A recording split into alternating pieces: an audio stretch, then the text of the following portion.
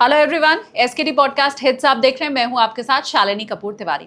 आज के पॉडकास्ट में आप देखने वाले हैं प्रख्यात ज्योतिषी डॉक्टर पवन सिन्हा जी को, जिन्होंने आने वाला समय कैसा रहने वाला है, बचा हुआ संवत्सर कैसा होगा, ट्रम्प की बुद्धि किधर जाएगी, भारत का भविष्य क्या है, ये सारी बातें बताई हैं। चैनल अभी तक सब्सक्राइब नहीं किया है तो प्लीज सब्सक्राइब कर लीजिए। हमारे बड़े पॉडकास्ट यहाँ कुछ छोटे पार्ट्स में आप देखते हैं, और चलिए दिखाते हैं इसी पॉडकास्ट का पार्ट 1। गुरुजी, बहुत स्वागत है आपका। पहला सवाल तो मैं यही जानना चाहती हूँ, क्योंकि प्रधानमंत्री नरेंद्र मोदी का सामने आके ये कहना कि अगले 1 साल तक सोना मत खरीदो, फिर उन्होंने कहा संभव हो तो वर्क फ्रॉम होम कर लो, फिर उन्होंने कहा कि खाने का तेल भी कम इस्तेमाल करो क्योंकि वो भी हम बाहर से मंगवाते हैं। अब हम सब ये सोच रहे थे कि हम चौथी अर्थव्यवस्था हैं, कुछ कठिन समय आया है तो हम थोड़ा नीचे हो गए हैं और अब हम विश्व की छठी अर्थव्यवस्था हैं, लेकिन हम बहुत जल्द ऊपर जाएंगे। पर प्रधानमंत्री जब सामने आकर के कहते हैं कि ये नहीं करना है तो लगता है देश संकट में है। हमें अभी सिर्फ इतना मालूम है कि जो हमारा विदेशी मुद्रा भंडार है वो कमज़ोर हुआ है। हमें ये नहीं पता कि हमारा मुद्रा भंडार तो कहीं नहीं कमज़ोर हो रहा, हमारा बैंक बैलेंस तो आगे जाके कहीं नहीं ख़त्म हो जाएगा। तो सबसे पहले ज्योतिष के लिहाज से अगर मैं समझना चाहूँ तो ये कितने संकट की घड़ी है, और क्या वाकई हम सब बहुत बड़ी परेशानी में आने वाले हैं? जी, मोदी जी जैसा व्यक्ति अगर इस बात को मंच से कह रहे हैं तो इसका मतलब ऑलरेडी स्थिति खराब हो चुकी है, क्योंकि वो उस प्रकार के व्यक्ति नहीं है जो हर छोटी सी बात को लोगों के बीच में आके कहेंगे। तो उन्होंने कहा इसका मतलब स्थिति खराब है और उसको हमें गहराई से समझना चाहिए। हम ज्योतिष के माध्यम से भी समझ सकते हैं, हम अर्थव्यवस्था के माध्यम से भी इसको समझ सकते हैं। देखिए, रुपी जो हमारा धीरे धीरे टूटता चला जा रहा है, उसकी वैल्यू कम होती चली जा रही है, जिससे चीज़ें महंगी होती चली जा रही हैं। अब हम जो इंपोर्ट करते हैं, ख़ास तौर से जो पेट्रो प्रोडक्ट्स को इंपोर्ट करते हैं, वो इंपोर्ट बहुत ज़्यादा है। इसके अलावा केवल पेट्रो प्रोडक्ट्स का ही नहीं, हम बहुत सारी चीज़ों को अभी इंपोर्ट ही कर रहे हैं।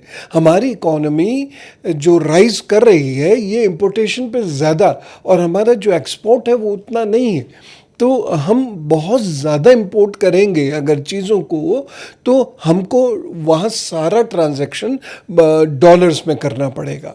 और डॉलर्स का मतलब, डॉलर्स में अगर डॉलर चला गया तो इसका मतलब रुपए और टूटेंगे और दिक्कतें और बढ़ जाएंगी। एक बात। दूसरी चीज़, अगर ये युद्ध थोड़ा और खिंचता है, मैंने फरवरी में ही कहा था 6 महीने से कम समय में ये युद्ध टलेगा नहीं। लोग ने उस वक्त मेरी बात को माना नहीं कि नहीं ये तो 15 दिन की बात है, 20 दिन की बात, देखो रुक गया ना। लेकिन कितनी बार संधि के अवसर आए, संधि टूट गई और उसके बाद फिर ट्रंप की एक धमकी चली आती है। तो ये 6 महीने तो कम से कम लगेंगे ही लगेंगे इस युद्ध को पूरी तरह शांत होने में। तो उस समय की हमें तैयारी इसलिए करनी होगी क्योंकि हमारे पास अपनी रिफाइनरीज तो हैं, लेकिन प्रोडक्शन नहीं है। और प्रोडक्शन के लिए अब रूस से अगर हम कोई पंगा लेते हैं तब अमेरिका की तरफ जाएंगे, और रूस की तरफ जाते हैं तो अमेरिका से सीधा सीधा पंगा हो जाता है। तो हमारे पास एक फिक्स की स्थिति बन गई है। तो इन सब चीज़ों को लेके प्रधानमंत्री जी ने ये स्टेटमेंट दिया होगा, ऐसा मैं सोचता हूँ। अब यहाँ पर हम जो दशाएं देखें, देखिए 5 फरवरी 2026 से इस भारत की, बहुत सारे लोग कहते हैं ना कि भारत की तो कोई कुंडली बन ही नहीं सकती, लेकिन हम उसको 15 अगस्त 47 से एक नया भारत आया है। ठीक है, जो भारत जिसमें पाकिस्तान नहीं है, जिसमें अफ़गानिस्तान नहीं है, जिसमें आर्यान प्रदेश नहीं है, तो एक नया भारत है। तो उसकी कुंडली के हिसाब से यदि हम देखें तो 5 फरवरी 2026 को मंगल में राहु की दशा चल रही है, मंगल की महादशा में राहु का प्रत्यंतर। तो अब देखिए इसमें भ्रम की स्थिति कैसी उत्पन्न होती है कि हमारा ना इजराइल से झगड़ा है, हमारा ना ईरान से झगड़ा, ना हमारा रूस से झगड़ा, ना हमारा अमेरिका से झगड़ा, लेकिन उनके झगड़ों में हम फंस गए इस तरीके से कि हमें अपने यहाँ एक फाइनेंशियल इमरजेंसी जैसी सिचुएशन दिखाई देने लग गई और माननीय प्रधानमंत्री जी को ये कहना पड़ा कि अपना डॉलर बचाओ। बेसिकली उनका फोकस क्या है? डॉलर बचाओ। जिससे हम ज़्यादा तेल खरीद सकें। हालांकि इसमें प्रधानमंत्री जी जो कह रहे थे और एक मंत्री जी ने भी जो स्टेटमेंट्स दिए सिलेंडर्स को लेके भी जो स्टेटमेंट्स है वो उसमें बड़ा डिफरेंस था, लेकिन फिर भी हम तो प्रधानमंत्री जी की बात मानते हैं। तो प्रधानमंत्री जी जब किसी चीज़ को कह रहे हैं तो वो वेल रिसर्च्ड होगी। उनके जो एडवाइजर्स हैं उन्होंने उसको बहुत अच्छे से रिसर्च किया होगा, तब माननीय को बताया होगा, और उन्होंने तब एक बड़े मंच से, पब्लिक फोरम से इस बात को कहा कि आप सोना खरीदेंगे। सोने में भी 90% हम इंपोर्ट करते हैं, तो उसमें हमारा पैसा जाता है। और यहाँ पर जो स्थिति बन रही है, ये एग्रेशन और राहु आने के बाद सुपर एग्रेशन, क्योंकि राहु देश के लग्न कुंडली में लग्न में बैठा हुआ है, तो ये फर्दर एग्रेशन को दिखाता है। और एग्रेशन भी कैसा, जिसमें भ्रम की स्थिति उत्पन्न हो रही है। ऐसा माइंडसेट हो जाएगा कि क्या करें, पब्लिक भी सोचेगी क्या करें, नेता भी सोचेंगे क्या करें, इकोनॉमिस्ट भी सोचेंगे क्या करें। तो बातें तो हम बहुत सारी कर सकते हैं, चीज़ों को मिनट 2 मिनट 20 मिनट 1 घंटे के लिए, लेकिन जो दिमाग में हर वक्त चलता रहता है, जिन चीज़ों को हमारी टॉप ब्यूरोक्रेसी या हमारे जो टॉप पॉलिटिशियंस जान रहे हैं, समझ रहे हैं, देख रहे हैं, उनके दिमाग में तो सारी चीज़ें घूमेंगी ही। वही भ्रम की स्थिति उत्पन्न करेगी कि जब पब्लिक फेस किया जाए तो कैसे इस चीज़ को बोला सोचा जाए, और जब काम किया जाए तो कैसे इस चीज़ को बोला सोचा जाए, और जहां हम अपने पैर फंसा चुके हैं उसको कैसे निकाला जाए। तो ये सारी स्थिति चल रही है। तो एग्रेशन, सुपर एग्रेशन, मंगल में राहु और राहु का लग्न में होना, यानी एक भ्रम की स्थिति। तो हमारी इकोनॉमी इस वक्त एक भ्रम की स्थिति में चल रही है। पता नहीं कब कौन सा बैंक ये डिक्लेयर कर दे कि हम बैंकिंग यहाँ नहीं कर पाएंगे, कब कौन सा ऐसा नियम आ जाए कि आप इससे ज़्यादा सोना रख ही नहीं सकते। भाई जीएसटी तो बढ़ी गई है, तो आप रख ही नहीं सकते, आप गवर्नमेंट को दीजिए, गवर्नमेंट डिपॉजिटर होगी, या आप उसको एक्सपोर्ट कीजिए। अब गहना बना लिया, मान लीजिए बना लिया, लेकिन उस गहने का एक्सपोर्ट होगा, ये कौन व्यापारी कॉन्फिडेंस से कह सकता है? ठीक है ना, क्योंकि वर्ल्ड में सोने की चाह उतनी नहीं है जितनी इस साउथ एशियन रीजन में है, जिसमें बांग्लादेश, श्रीलंका, भारत, पाकिस्तान ये सब आता है। तो बाकी दुनिया में सोना इतना महत्वपूर्ण नहीं है। हमारी दुनिया में, हमारे भारत में सोना बहुत महत्वपूर्ण होता है। तो इसीलिए हम कैसे कमिट कर सकते हैं कि जो हम गहना बनाएंगे, बड़े से बड़ा व्यापारी भी जो सोने का या आभूषणों का है, वो कैसे कमिट कर सकता है कि वो जो गहने बनाएगा वो बिक जाएंगे बाहर, और अगर वो पड़े रह गए तो वैसे दिक्कत। तो इसलिए ये भ्रम की स्थिति ज़बरदस्त है कि इस रास्ते जाए कि उस रास्ते जाए, अभी कुछ समझ में नहीं आएगा। और ये स्थिति अभी चलने वाली है, और ये चलेगी मार्च 29 तक। मार्च 29 तक लोगों को बहुत सावधानी से चलने की आवश्यकता है। इसका मतलब ये नहीं है कि बैंक अकाउंट से पैसे निकाल लें, ऐसी स्थिति भी नहीं आएगी, लेकिन खर्चे जो अनावश्यक खर्च हैं उससे बचें। और ख़ास तौर से जो रुपए टूट रहा है, सरकार अपनी तरफ से देखिए रोल प्ले करेगी, लेकिन अगर पब्लिक खर्च करने पे आ जाए तो फिर सरकार क्या कर सकती है? बैन तो लगा नहीं सकती, क्योंकि वो फंडामेंटल राइट है, लेकिन उसको मैनेज पब्लिक को भी करना चाहिए मेरे विचार से। क्योंकि अगर हम बहुत सारा चीज़ बुलियंस ख़रीदने में लगा देंगे, बहुत सारा पैसा बुलियंस ख़रीदने में लगा देंगे, तो वो सारा पैसा जो है बास्केट ऑफ करेंसी जो है विदेशों में चली जाएगी, और हमारा रुपये और टूट जाएगा। तो जो चीज़ हमें कुछ साल पहले 70 रुपये में मिल रही थी, आज लगभग 100 रुपये में मिल रही है। तो ये 30 रुपये का जो डिफरेंस है, ये बहुत बड़ा डिफरेंस है, और ये लंबे समय तक चलने वाला है, मार्च 2029 तक। तो इसीलिए हमें ध्यान रखना होगा। मतलब मैं ये भी मानूं कि मार्च 2029 तक महंगाई भी अभी और बढ़ती रहेगी? बिल्कुल, क्योंकि मौसम इधर उधर होगा, और मौसम इधर उधर होगा तो गन्ने की फसल पे असर पड़ेगा, गेहूं की फसल पे असर पड़ेगा, उसके साथ साथ और उन सब चीज़ों पर जिसके भीतर रस होता है, उन सब पर असर पड़ेगा। तो इसकी वजह से देखिए हमारे जो भारत की हम कुंडली को देखें तो लग्न में जो नमांश लग्न है उसमें सूर्य आ जाता है मीन राशि का होकर, और राहु कुंभ का होकर 12वें स्थान में बैठ जाता है। अनाप शनाप कहाँ पैसा निकलवा देगा या कहाँ क्या बुलवा देगा कुछ पता नहीं। और इसमें एक और चीज़ मैं ये देख रहा हूँ केतु की स्थिति को देखते हुए, और बृहस्पति जो है भाव कुंडली में केतु के साथ आ जाता है, तो मुझे ये भी होता हुआ दिख रहा है कि पार्टनरशिप जो होगी यहाँ के बिजनेसमैन की वो बाहर के लोगों के साथ बढ़ेगी, और कहीं ये बड़े बिजनेसमैन पलायन और तेज़ी से ना कर दें। पलायन बहुत तेज़ी से हो रहा है बिजनेसमैन का, वो एनआरआईज बन रहे हैं। व्यापार भारत में चल रहा है लेकिन अब उनकी सिटीजनशिप बाहर की नहीं है। कुछ करोड़ रुपए में 3 कहीं 5 कहीं 8 जैसा जहाँ हो नियम, तो उसके अनुसार वो बाहर जा रहे हैं, कह रहे हैं वहाँ खुली हवा है, सांस आ रही है, और वहाँ पर सिंगल विंडो में हमारे काम हो जाते हैं। हम भारत में इन्वेस्ट कर रहे हैं, अब भारत में इन्वेस्ट कर रहे हैं और एनआरआई हैं, तो आप सोच ही सकते हैं उनको कितना बेनिफिट मिल जाएगा। भारत को कितना बेनिफिट मिलेगा ये सेकेंडरी है इशू उनके लिए, लेकिन उन्हें बेनिफिट मिलेगा ये उनके लिए प्राइमरी इशू है, और उनको बेनिफिट मिल रहा होगा। तो बड़े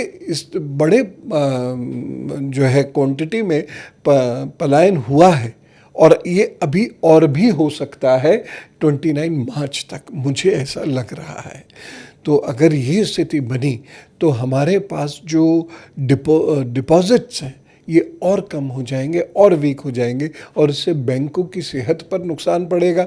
बैंकों की सेहत पर नुकसान पड़ेगा तो समूची अर्थव्यवस्था पर नुकसान पहुंचेगा।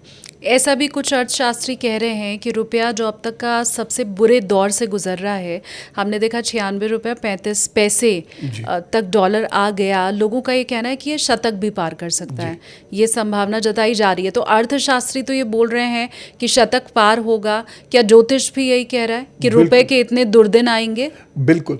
मैं यहाँ पर जो फरवरी 2027 तक का समय है ये तो खराब है ही है, इसके बाद अतिचारी बृहस्पति मंगल में आ जाएगा अंतर्दशा में, तो ये समय भी बहुत अच्छा नहीं रहेगा, और ये समय 31 जनवरी 28 तक चलेगा। तो इतने समय में ये संभव है जो अर्थशास्त्री कह रहे हैं, ज्योतिष के माध्यम से भी हमें वो दिख रहा है। मैं एक चीज़ और कनेक्ट कर पा रही हूँ, हालांकि मुझे भारत के ऊपर और आगे आपसे चर्चा करनी है, लेकिन क्योंकि आपने जिक्र किया मार्च 2029 का, और हम सबको ये मालूम है कि ट्रंप अपनी कुर्सी पर जनवरी 2029 तक हैं, तो मतलब ट्रंप के जब बदलेगा अमेरिका का राष्ट्रपति, उसके 2 महीने के बाद क्या मैं ये मानूं कि समय कुछ ठीक होना शुरू होगा? मतलब सीधा सवाल मेरा ये कि मार्च 2029 तक तो समय खराब है, क्या मार्च 2029 के बाद समय अच्छा शुरू होगा या और दुर्दिन शुरू होंगे? अभी तो देखिए 2045 तक विश्व का समय बहुत अच्छा नहीं, होड़ मचेगी और इस तरीके की छीना झपटी शुरू होगी कि भारत जैसा देश कुछ ना करते हुए भी परेशान हो जाएगा। होड़ मचेगी यूरोप में और जो मुस्लिम कंट्रीज़ हैं उनमें, वहाँ की परेशानी दूसरे देशों में जाएगी और वहाँ की कुछ परेशानी भारत में भी आएगी। भारत कुछ नहीं करेगा, भारत के लोग भी कुछ नहीं करेंगे, लेकिन परेशानी यहाँ पर आ जाएगी और उससे आक्रोश यहाँ भी फैलेगा, पूरे विश्व में फैलेगा। तो ट्रंप जो करके जाएंगे, देखिए एक चीज़ है कि अगर कोई बड़ा लीडर कुछ करके जाता है तो उसका इम्पैक्ट बहुत लंबे समय तक रहता है, चाहे वो अच्छा करके जाए चाहे वो बुरा करके जाए। अब ट्रंप जी की जो हॉरोस्कोप हमें अवेलेबल है उसके अनुसार अगर हम देखते हैं तो इनका सिंह लग्न में मंगल है। सिंह लग्न में मतलब ये अग्रेसिव होते चले जाएंगे और मानसिक संतुलन भी, यद्यपि मुझे नहीं कहना चाहिए, बहुत बड़े लीडर हैं विश्व के ये, लेकिन कुछ ऐसी बातें कर देंगे कि वो ऐसा लगेगा कि गुस्से में कह दिया, संतुलित मस्तिष्क से नहीं कह रहे हैं, जैसे ओबामा जी कहते थे या अन्य लोग कहते हैं या अन्य राष्ट्रों के राष्ट्राध्यक्ष कहते हैं। तो गुस्से में कुछ कह देंगे। और अमेरिका फर्स्ट का इन्होंने नारा दिया, तो अमेरिका फर्स्ट का मतलब है ये, क्या ये कहना चाह रहे हैं America is first, others are also welcome, या ये कहना चाह रहे हैं only Americans are first, others are not? अगर ये स्थिति इन्होंने पैदा कर दी तो बहुत सारे जो भारतीय जो वहाँ पीआर के लिए या ग्रीन कार्ड के लिए रुक रहे हैं वो तो मुसीबत में आ जाएंगे, जो मुझे होते हुए दिख रहा है।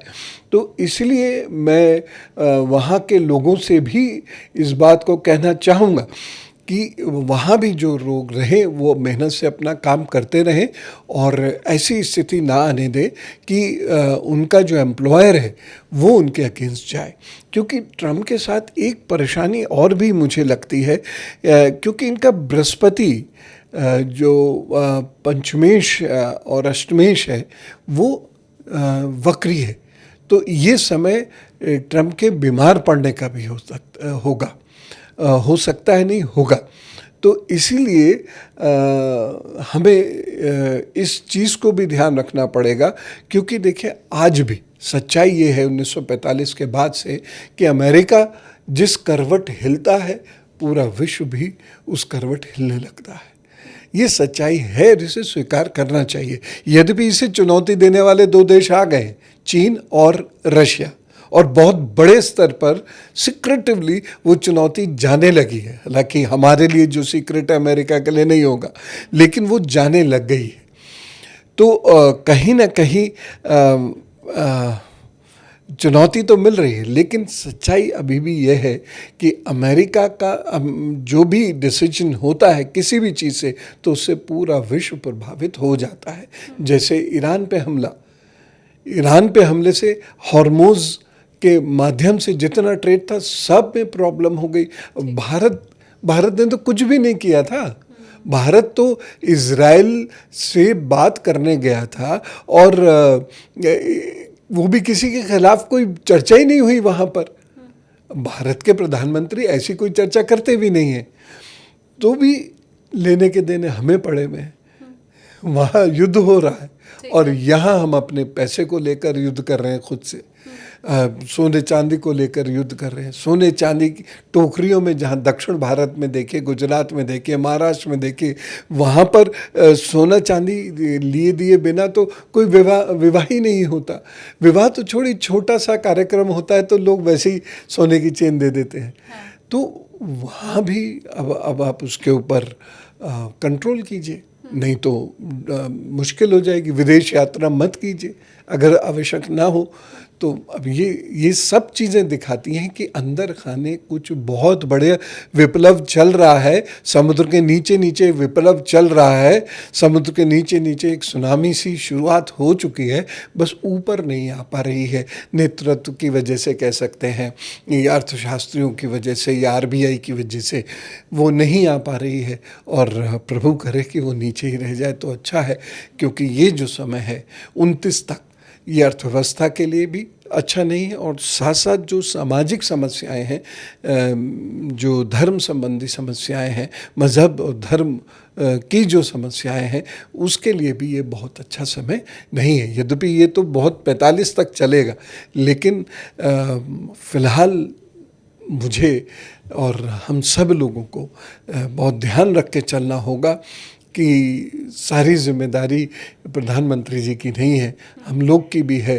और जितना डॉलर बचेगा वो हम ही लोगों के काम आएगा। ये बीच में आपने धर्म और इसकी जो बात कह दी कि क्या मैं इसका मतलब ये मानूं कि सामाजिक सौहार्द बिगड़ेगा, क्या दंगे हो सकते हैं? मैं और स्पष्ट हो के अगर पूछूं तो भारत में 2 ही ऐसे धर्म हैं जिनके बीच में बड़ी संख्या में हम झगड़ा देख पाते हैं कभी जब भी होता है, वो है हिंदू मुस्लिम। तो क्या दंगे जैसी भी कोई स्थिति बन रही है?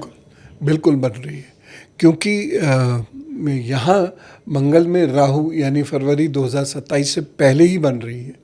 तो कहीं कहीं वो अलग बात है कि सरकार प्रशासनिक रूप से मजबूत होकर उसको दबा दे, दबाना भी चाहिए, लेकिन उठेगा अवश्य। ये कहीं भी नोट कर लें और सब लोग नोट कर लें इसको। फरवरी 2027 के पहले ही ऐसी स्थिति बन रही है। स्थिति आएगी, बहुत सारे लोग रिवोल्ट सा करेंगे और कई लोग मिल जाएंगे और ये जो स्टालिन ने अभी अपना मैसेज दिया था सनातन धर्म के खिलाफ, इसको तो समाप्ति कर देना चाहिए। और पहले भी वो दे चुके हैं कि ये बीमारी है, ये वो बीमारी है, ये ऐसी बीमारी है।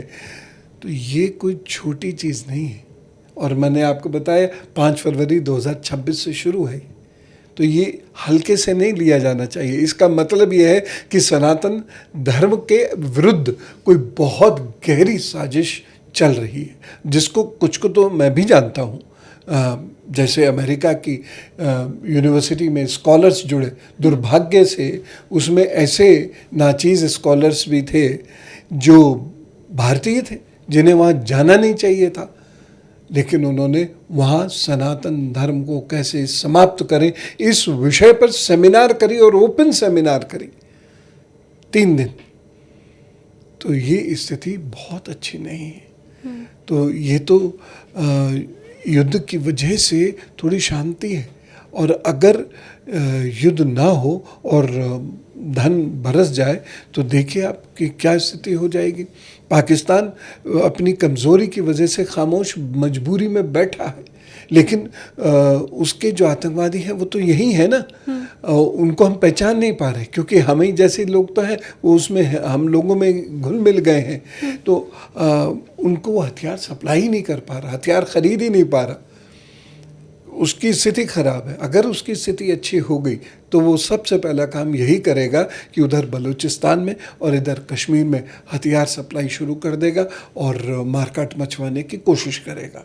और उसका इम्पैक्ट, क्योंकि अब हिंदू भी बोलने लगा है, तो उसका इम्पैक्ट पूरे भारत में पड़ना शुरू हो जाएगा, पूरे भारत में।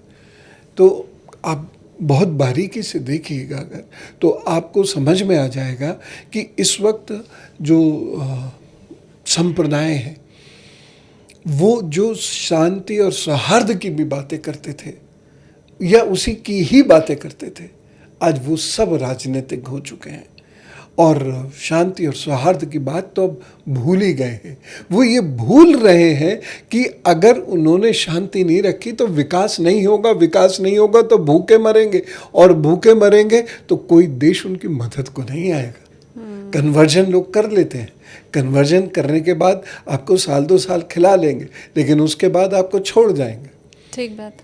तो यही एक संस्कृति होती है कि आपको संभाले रखती है पूरे जीवन। तो व्यक्ति कर्म करे और शांत रहे तो ही अच्छा है, नहीं तो इधर स्थिति बहुत अच्छी नहीं है जब तक ये मंगल है, और मंगल 9 फरवरी 2032 तक है महादशा में। तो ये स्थिति भारत के लिए बिल्कुल अच्छी नहीं है। मैं क्योंकि कड़ी से कड़ी जोड़ रही हूँ, आपने कहा फरवरी 2027 के पहले ही दंगे जैसी कोई स्थिति पनप सकती है, और हम ये सब जानते हैं कि 2027 में उत्तर प्रदेश का चुनाव है। जब भी भारत में चुनाव होते हैं तब दंगों की स्थिति थोड़ी ज़्यादा भड़कती है, क्योंकि शायद जो नेता हैं उनकी भी ज़बान पर कंट्रोल नहीं रहता है, और इन दंगों के पीछे चुनावी लाभ लेने की भी अलग अलग लोग कोशिश करते हैं। समझना मैं ये चाहती हूँ, मैं क्योंकि गुरुजी ये नहीं जानती कि क्या अलग अलग प्रदेशों की भी कुंडली आप पढ़ पाते हैं या उसका नियम क्या कहता है, तो मैं ये जानना चाहती हूँ कि क्या उत्तर प्रदेश चुनाव का भी इन हिंदू मुस्लिम दंगों के साथ कोई जुड़ाव रहेगा?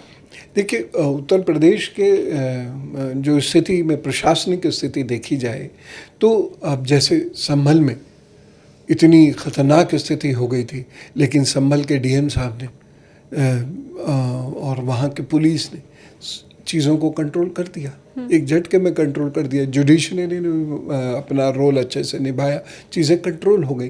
तो यहाँ पर सर उठेंगे दंगों के लिए, लेकिन वो कंट्रोल हो जाएंगे, क्योंकि इस प्रदेश की प्रशासनिक स्थिति बेहतर है और अच्छी होगी, ऐसा मेरा सबका स्वप्न भी है ये।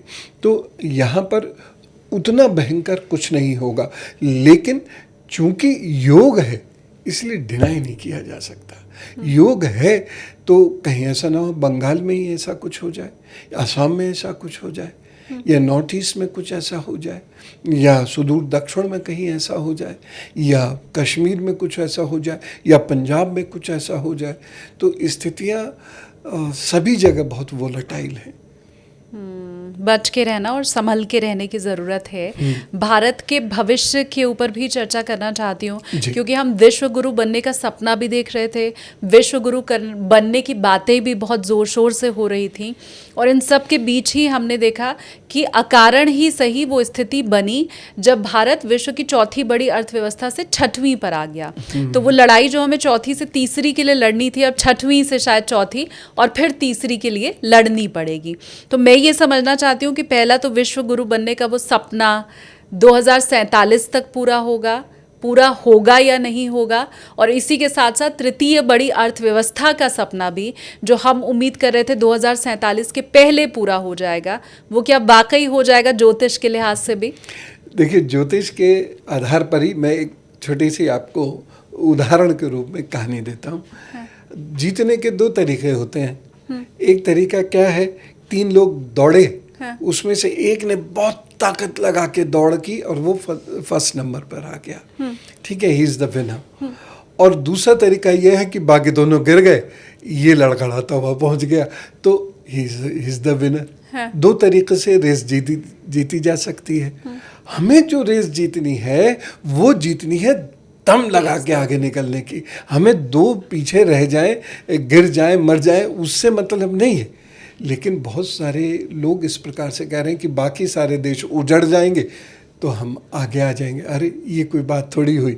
और वो बबल है, वो बुलबुला है, तो जिंदगी को एक बुलबुले की तरह ना देखो यार। मैं उनसे यही कहता हूँ कि आप अपने काम से जीतने की कोशिश करिएगा। जब ये नई एजुकेशन पॉलिसी आई थी 20 जुलाई 2020 में, जब ये डिक्लेयर हुई थी, तो इस पॉलिसी के 67 पेजेस में विश्व गुरु कैसे बना जाए ये निहित है। अगर हम उसे बारीकी से पढ़ें, और सभी शिक्षकों को, पेरेंट्स को उसे पढ़ना भी चाहिए, लेकिन उसका जो एग्जीक्यूशन है वो वैसा नहीं हो रहा है जैसे कि पॉलिसी चाहती थी। एग्जीक्यूशन उसका बहुत डिफरेंट हो रहा है। तो ये पहला पैरामीटर है कि विश्व गुरु बनने में अभी समय लगेगा, क्योंकि विषय को जानने वाले लोग मात्र विश्व गुरु नहीं बनते, कि केवल किताबों से पढ़कर एग्जाम में मार्क्स लाने वाले लोग विश्व गुरु नहीं बनाते। और विश्व गुरु राष्ट्र नहीं बनता, राष्ट्र के नागरिक बनते हैं। राष्ट्र को बनाते हैं राष्ट्र के नागरिक। तो विश्व गुरु बनने में अभी समय लगेगा। और यहाँ हम देखें तो मंगल के बाद फिर राहु की महादशा शुरू हो जाती है। तो मंगल के बाद जो राहु की महादशा है, इसमें भी हमारा जो ग्राफ है, एजुकेशन का जो ग्राफ है, या हमारे जो शोध का ग्राफ है, रिसर्च का ग्राफ, ये ऊंचा तो होगा, लेकिन उस तरह से नहीं होगा कि इसे हम कह दें कि विश्व गुरु है। भारत का जो नीश एरिया है विश्व गुरु के लिए, वो है फिलॉसफी, वो है स्पिरिचुअलिटी, सॉफ्ट पावर। और हम इसे छोड़कर यदि हम केवल साइंसेस की तरफ चले जाएंगे तो अभी बहुत लंबा समय है, क्योंकि विश्व हमसे बहुत आगे निकल चुका है साइंस में। हमने जिस समय ये प्रयास होने चाहिए थे उस समय प्रयास नहीं किए सरकारों ने। तो अब उनको शुरू किया गया है, लेकिन अभी उसका स्तर, भारत कोई छोटा देश नहीं है, बहुत बड़ा देश है। और यहाँ पर इतने मत, इतने संप्रदाय, इतनी भिन्नता है। कहीं आपको इतनी अमीरी मिलेगी कि आपको लगेगा कि अमेरिका भी क्या होगा, और कहीं आपको इतनी गरीबी मिलेगी कि आपको लगेगा साउथ अफ्रीका बेहतर है, या अफ्रीकन कंट्रीज जो कॉन्गो वगैरह, ये इनसे बेहतर है। तो स्थिति यहाँ पर इतनी डिफरेंट है कि एकदम से कोई भी पॉलिसी यहाँ पर कामयाब होती नहीं। और दूसरी चीज़ है, यहाँ समाज का जो परिवर्तन है वो बहुत स्लो होता है, बहुत फास्ट नहीं होता। वैसे तो सारे ही समाज ऐसे होते हैं, लेकिन भारत में कुछ एक्स्ट्रा प्रिकॉशन लेके चलता है। दूध का जला छाछ भी फूंक के पीता है ना, तो वही स्थिति भारत के समाज की भी है। तो ये एकदम एक्शन नहीं लेते, और ख़ास तौर से अर्थनीतियों को लेके या पढ़ाई को लेके पेरेंट्स आसानी से बच्चों को सब्जेक्ट्स बदलने कहाँ देते हैं। मार्क्स किस में अच्छा है? साइंस में। अब बच्चा कहता है मुझे फोटोग्राफी सीखनी है, नहीं, साइंस में अच्छे मार्क्स आए, रिस्क मत लेना बेटे, सीधे साइंस पढ़ते रहो। अब बेचारा मर खप के साइंस पढ़ रहा है, आगे जाके मार्क्स डिप कर गए, अब ना वो फोटोग्राफी अच्छी कर पाया, ना वो साइंटिस्ट बन पाया। हाँ। तो दोनों में डिफरेंस आ गए। इन आधारों पर मैं जो दशाएं जो देख रहा हूँ, इसमें इतना कह सकता हूँ कि हमारा ग्राफ तो उठेगा, लेकिन इतना उठ जाए कि हम विश्वगुरु बन जाए, ऐसा नहीं होगा। आपने क्योंकि पाकिस्तान का पहले जिक्र किया और ये बताया कि उसके पास जैसे ही पैसा आएगा वो पहला काम करेगा हथियार ख़रीदना और भारत तक पहुंचाना। पाकिस्तान पर भी सवाल पूछना चाहती हूँ, बांग्लादेश पे भी पूछना चाहती हूँ, श्रीलंका पे भी पूछना चाहती हूँ, लेकिन उसके पहले अगर आप ये राज आज खोल दें कि भारत की कुंडली में ऐसा क्या है जो हमें ये पड़ोसी मिले हैं। देखिए, ये बड़ा अच्छा प्रश्न है आपने किया कि सच में ये सबसे बड़ा दुर्भाग्य तो यही है कि उधर बांग्लादेश वो नहीं समझने को तैयार, पाकिस्तान नहीं समझता, चीन नहीं समझता, उधर अफगानिस्तान भी नहीं समझता। अब तो नेपाल आंखें दिखा रहा है। नेपाल भी 72 नेपाल की बातें करने लगता है कभी भी। और श्रीलंका ने तो क्या क्या किया, श्रीलंका के अंदर के जो दलीय लड़ाई थी उससे क्या क्या हुआ। कहीं तो राहु बैठा है, पड़ोस वाला कोई कौन सा वो रहता है। अब देखिए, इसमें क्या है, इसमें दूसरे भाव में भारत के मंगल है, भाव स्पष्ट में भी वो परिवर्तित नहीं हो रहा है। और यद्यपि धनु का है तो खट्टे मीठे संबंध चलते रहते हैं, यानी व्यापार चलता रहा। हमारा चीन से भी व्यापार तो चल ही रहा है और व्यापार हमारा पाकिस्तान से भी चल रहा था, ठीक है ना। तो इतना व्यापार आदि तो हमारा चलता रहा, लेकिन संबंध अच्छे भी नहीं रहे। और उसके बाद हम तीसरा भाव इसमें अवश्य देखें। मैंने ये देखा, पड़ोसी को देखने के लिए तीसरा भाव ज़रूर देखना चाहिए, और क्योंकि वो आपसे क्रिया प्रतिक्रिया तुरंत करा रहा है। जैसे दीवार मिली हुई है, दीवार के उधर से और इधर से संवाद या तो शुरू हो गया या विवाद शुरू हो गया, या बमबाजी शुरू हो गई। तो वहाँ पर क्या स्थिति बन रही है कि भारत की कुंडली में शुक्र अस्त है 40% के करीब, यद्यपि अभी ताकत है लेकिन अस्त है। और वहाँ पर जो तीसरे भाव का जो स्वामी है चंद्रमा, वो वहीं पर बैठा हुआ है। लेकिन किसके साथ बैठा हुआ है? शनि भी वही है, सूर्य भी वही है। यद्यपि चंद्रमा अस्त नहीं है, लेकिन शनि के नक्षत्र में है और शनि ग्रह के साथ भी है। तो ऐसी स्थिति में मनुष्य को कभी भी अच्छे पड़ोसी नहीं मिलते, अच्छा साथ नहीं मिलता। और दूसरा, अगर हम देखें पार्टनरशिप की जगह, तो पार्टनरशिप में भाव संधि में जुपिटर 7वें भाव में आ जाता है, लेकिन 7वें भाव में केतु होने के कारण पार्टनर हमेशा धोखा देगा, हमेशा धोखा देगा, चाहे वो कहीं का भी हो। ऐसा कोई व्यक्ति भी अगर उसकी भी कुंडली यही होती तो मैं ये कहता ज़िंदगी में छोटा सा काम कर लेना, पार्टनरशिप में बड़ा काम मत करना। तो हमारे साथ किसी की पार्टनरशिप या नेबरहुड वो रहेगी नहीं, उसके साथ हमेशा वो लड़ाई का डर रहेगा। अब चाहे वो ओपन वॉर हो और चाहे वो टेररिज्म के रूप में लो कॉस्ट वॉर हो, लेकिन एक वॉर की स्थिति तो हम हमेशा झेलते आए हैं, झेलते रहेंगे। बस तो हमें मजबूत होना चाहिए। हालांकि बहुत सारी चीज़ों में हम मजबूत हुए हैं और ख़ासे मजबूत हुए हैं, लेकिन कहते हैं ना, हमारी फोर्सेस को या पैरामिलिट्री फोर्सेस को हमेशा अलर्ट रहना पड़ेगा, हमेशा। अब ये लिखवा के ही हम आए हैं, अपनी कुंडली में तो कुछ किया नहीं जा सकता। लेकिन कुछ लोगों को मैंने कहते ये भी सुना कि 15 मई 2026 के बाद ऐसा संजोग बन रहा है कि पाकिस्तान के साथ युद्ध हो सकता है। तो वो आपको भी क्या नज़र आ रहा है? जी, मुझे ये 25 मई से मंगल में राहु में शनि आ रहा है। अब शनि नवमेश दशमेश भी है भारत की कुंडली में, और दशमेश के हिसाब से, प्रतिष्ठा के हिसाब से देखा जाए तो स्वयं से छठा बैठा हुआ है, ठीक है। ये अच्छा नहीं है, नवम भाव के लिए ठीक है, लेकिन दशम भाव के लिए बहुत अच्छा नहीं है, ठीक। और उसी को हम अगर सप्तम भाव से देखें तो मंगल से यानी जो सप्तम भाव का मालिक ग्रह है वो है मंगल। तो मंगल वहाँ से अष्टम हो जाता है, सप्तम से अष्टम हो जाता है, ठीक है ना, सातवें भाव से अष्टम में बैठ गया है। तो ये स्थिति बहुत अच्छी नहीं है। तो मंगल में राहु में शनि का जो अंतर है, ये अंतर नुकसान तो देगा, निश्चित रूप से नुकसान देगा। छोटे मोटे बैटल्स तो होंगे ही होंगे। अगर एक वॉर नहीं भी होती है तो बैटल तो ज़रूर होगी, यानी पाकिस्तान शरारत तो करेगा। और यही वो समय है जब आर्थिक स्थिति में भी हमको परेशानियां उठानी पड़ेंगी और हमको लगेगा कि नेतृत्व कुछ ऐसा कर दे कि हमको इस सब परेशानियों से बचाया जा सके। तो ये समय तो अच्छा नहीं है। उम्मीद करती हूँ पवन सिन्हा गुरुजी के साथ जो मेरी बातचीत हुई है, न सिर्फ वो आपने ध्यान से सुना है, न सिर्फ गौर से समझा है, बल्कि उसके ऊपर आचरण आप जरूर करेंगे। गुस्सा कम करिए, ये उनकी तरफ से कहा गया है। रुपए पैसे को सोच समझ के खर्च करिए, ये भी उन्होंने कहा है। तो इन सारी बातों को सुनते समझते हुए उम्मीद मैं कर रही हूँ कि मेरे इस चैनल को आपने सब्सक्राइब भी जरूर कर लिया होगा। कुछ कहना हो कमेंट सेक्शन में कहिएगा, आपकी बातों का इंतजार रहेगा।